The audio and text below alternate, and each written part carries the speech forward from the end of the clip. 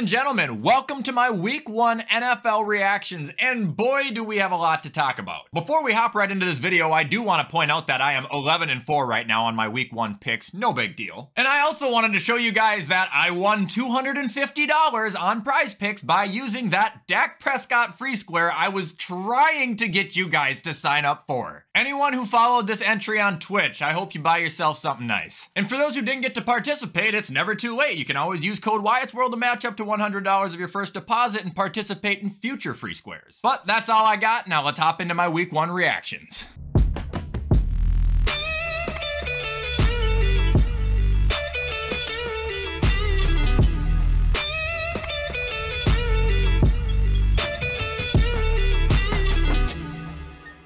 Alright everybody, so the first game we're going to react to is none other than the first game of the season. It was Thursday Night Football, the Lions at the Chiefs, and well, I was right! Kind of. I was right in the aspect that I picked the winner of the game, the Lions, but I was really wrong in the aspect of saying the Lions would have beaten the Chiefs with Travis Kelce, because they absolutely would not have. Dude, look how close the game was, 21-20, and the Chiefs receivers were fucking terrible. MVS led with 2 receptions and 48 yards. You're telling me right now, if Travis Kelce was playing this game, the Chiefs wouldn't have been able to throw up more than 20 points? Because that's not true. I mean, Kadarius Toney's terrible. He's the laughingstock of the league right now. Your defense did do what they could, but they weren't able to hold Detroit under 21 points. Now, flipping over to the Lions side of things, obviously I'm happy that they just won and beat the Chiefs, but I do have a couple comments on them. 1, Jared Goff, he looked shaky. He wasn't the Goff I was advertising. I hope that's just the jitters. 2, I would love to see more Jahmyr Gibbs. Like I said, it's the Lions. They're probably going to be splitting carries between him and Montgomery all year, even though it makes no sense, but he looked electric. 3, when J-Mo comes back, their receiving core is actually going to be really good if he does anything. And 4, despite not recording a sack, Aiden Hutchinson was a monster, dude. Kinda looked like Micah Parsons doing spin moves and shit to get past people. He had the Chiefs shook. All in all, I was pleased with the Lions, and I was even more pleased with the Chiefs receivers.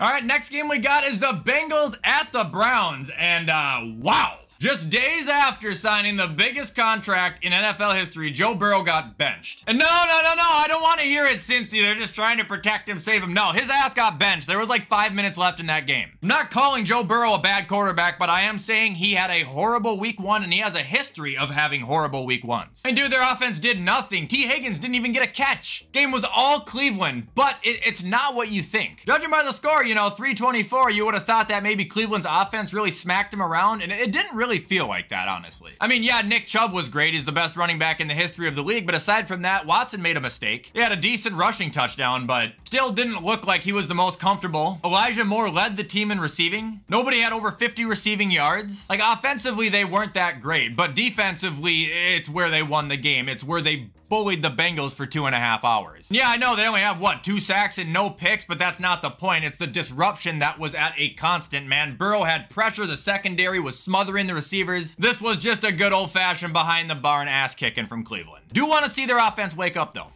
All right, moving on to the next game, we got the Texans at the Ravens, and this one was pretty much everything I advertised. It was just a really, really tough draw for Houston playing against a pretty harsh defense. I mean, CJ threw the ball a lot, never got a touchdown. Dameon Pierce struggled. Nico Collins not only led the team in yards, but targets. That's nice to see. And Will Anderson got his first career sack. Aside from that, not a lot to highlight for Houston. And in terms of Baltimore, good as Lamar's stat line might look for passing accuracy, he really did not play that well. As you can see, he didn't throw a touchdown. He had an interception. His ball security was really not that good at all, and trying to score in the red zone, it seemed like they were favoring Justice Hill. However, Zay Flowers looked absolutely electric. I'm excited to watch him all year. I do believe Lamar is just kind of working off some rust like Burrow. You know, it's week 1. Even though it is real football, people tend to play a little different. And I would also like to commend the Ravens defense on sacking CJ Stroud 1, 2, 3, 4, 5 different times. Also, J.K. Dobbins, I feel very bad for you, but that's kind of why they didn't extend you. It's because you're always hurt. Up next, we've got the Bucs at Minnesota. Now, not only was this a brutal blow for Minnesota, but it honestly kind of proves me right that when it comes down to it, the Vikings pass D is still ass. Baker played a pretty good game. Evans was okay. Godwin made a hell of a play at the end of the game. Actually, he made a couple of them. The Buccaneers, aside from the running back, they actually looked like a pretty decent team. Also, it was kind of ironic that, like, Antoine Winfield Jr., I'm pretty sure, had a strip sack or something. Fucking Jersey, man. I'm gonna burn that shit. As far as the Vikings go, Kirk at the beginning had had some ball security issues too, but ended up playing an okay game. Madison was dreadful. I've been trying to warn people that he's not going to be even close to Cook. And of course, Justin Jefferson had another generational performance, and the Vikings are going to gain nothing from it. Addison had a nice touchdown though. I like to see that. He was wide open. Tough break, Minnesota. All right, now we're moving on to the Falcons and the Panthers. Again, what did I say here about Carolina, man? They're gonna start off slow and they're gonna ramp up by about mid-season. Nobody on that offense is familiar with each other, and their quarterback is brand new. Like, it's just not gonna work right away. As far as Atlanta goes, I was happy to see that I was right on the pick, but I was pretty underwhelmed by Desmond Ridder. I mean, yeah, he did throw 15 for 18. But the thing about it, and my friend was over who is a diehard Falcons fan. This game was on the entire day, so I heard him bitching about it too. But the guy looks scared to throw the ball. He never looks confident, ever. Running backs were great. Algier and Bijan won in the game. But damn, throw the ball, man. Give me some Drake London. All right, moving on, we got the Commanders and the Cardinals and Washington. What the fuck? You guys almost lost. Thing about this game is it's exactly how I thought it would be from the Cardinals offense. They did absolutely nothing, but their defense played absurdly well. I think they had 6 sacks and a pick on Sam Howell. Okay, Jonathan Gannon, apparently you're a miracle worker. As far as the Commanders offense, really the only plays I saw were on red zone, and Sam Howell does look like a very good quarterback. He had a nice running play and he had a very nice passing touchdown where he extended the play to make that happen. Outside of Howell though, I don't think I really have a lot to say on the offense. Receivers were kind of underwhelming. Brian Robinson running was not good. We had a reception touchdown. I don't care. He had 20 carries for 60 yards. It's fucking bad. Also want to point out the fact that Washington, even though I think they have one of the most underrated defensive lines in the league, only got to Josh Dobbs a total of 3 times. Game should have been 20-3 Washington, not 20-16. Now moving on, we got the Jags at the Colts. This was a fun game to watch. It really was. I saw a lot of it. As you guys can see, Anthony Richardson went 24 for 37, 223 passing yards, and 1 touchdown passing and 1 touchdown running in his rookie debut. Michael Pittman also had a huge day on Indy. I think he's in line for possibly the biggest year of his career. I mean, chemistry's already brewing there after week 1. That's something you got to look for, man. All in all, I'm going to be completely honest, the Colts outperformed my expectations probably more than the Cardinals even did this week. As far as the Jags go, I was more than pleased to see what Trevor and Kelvin were doing. They're doing exactly what I was saying they were gonna do. ETN also had a rushing touchdown, as well as Tank Bigsby. And I just want to again praise Zay Jones, as well as I want to kind of critique him. The man continues to be relevant. He continues to be a key piece of that offense, but damn, dude, you were fucking dreadful for us. Oh, and also peeking at their defense, it's beautiful to see that the only sacks came from Josh Allen and Trayvon Walker, totaling 4. I mean, yeah, they could have used more, but at least the young guys are doing their job. Good job, Jacksonville.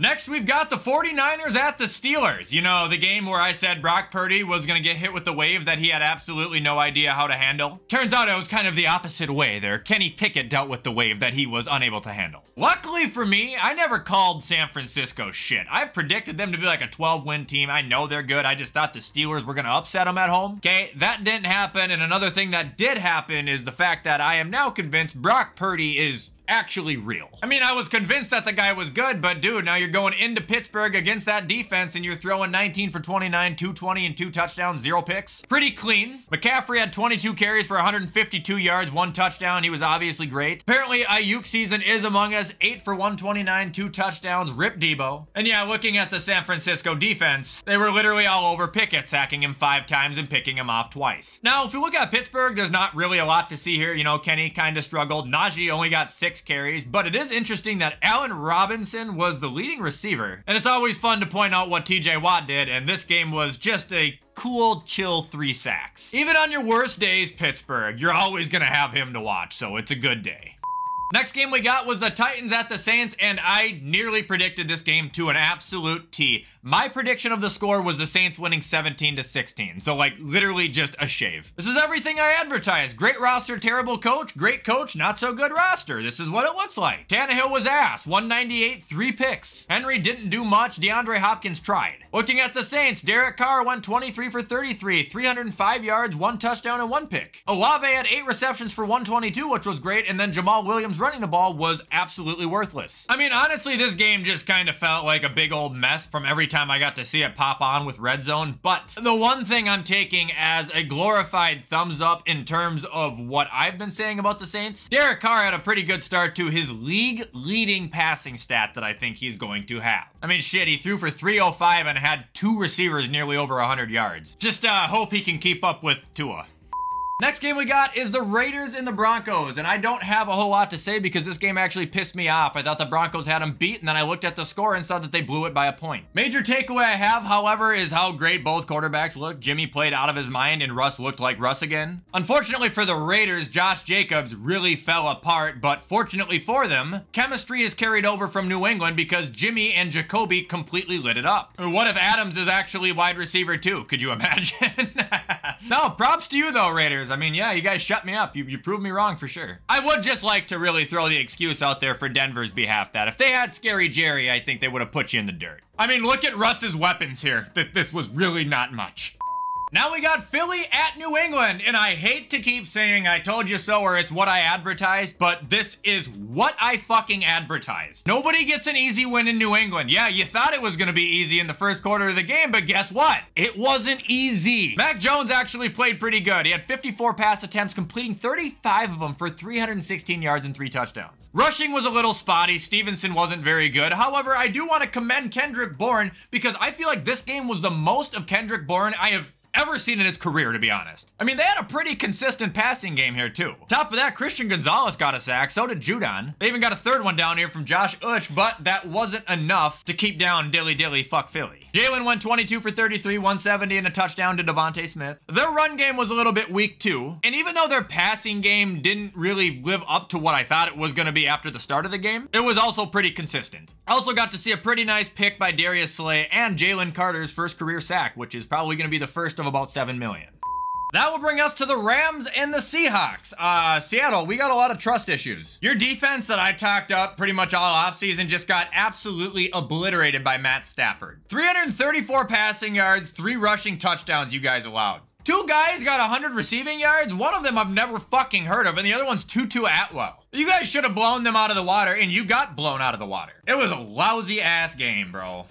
And now we get to talk about an unlousy game. We got the game of the week, probably. It's the Dolphins and the Chargers. This game was fun, man. This was basically all a red zone. As you can see, the Dolphins squeaked away by 2 points, and I mean, they really did squeak away, but luckily the Chargers coach is Brandon Staley, and he can't sustain a lead for shit. Tua passed for 466, 3 touchdowns. Tyreek caught 11 receptions for 215 yards. Jalen caught just 4 for 78. Defense, yeah, obviously they got lit up, but that doesn't matter when you can just throw to a guy for 215 yards. As far as the Chargers go, Herbert played a decent game. Eckler was extremely productive, so was Joshua Kelly, actually. But passing, they needed to do more, and they weren't able to. And their defense, with Brandon Staley running them, like I've been saying, that they're going to be bad.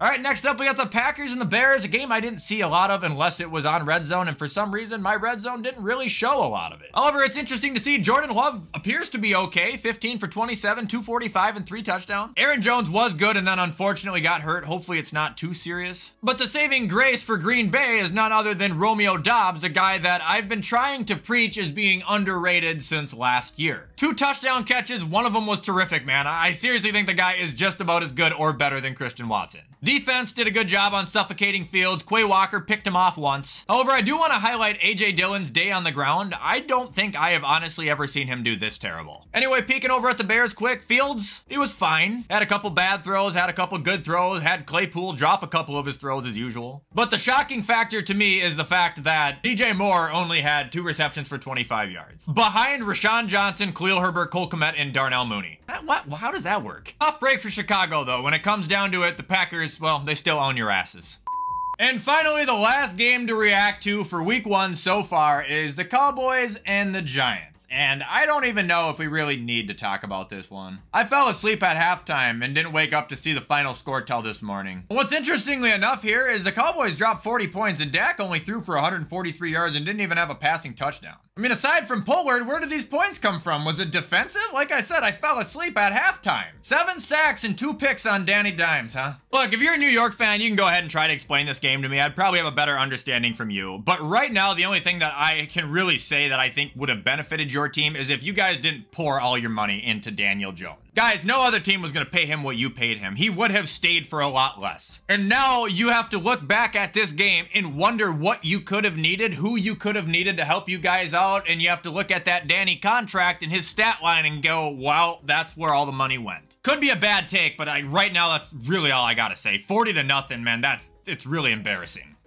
And that is all I got for my week 1 NFL reaction so far. I know I'll react to the Bills game tomorrow, but like I said, I'm actually expecting them to lose, so maybe I'll just be pleasantly surprised. If you guys did like this video though, you already know what to do to show support. Comment, like, subscribe, turn that bell on. I try my best to post on this channel every single day. However, with everything I said, I'm gonna get this edited now so you can watch it on time. As always, I will see you in the next upload.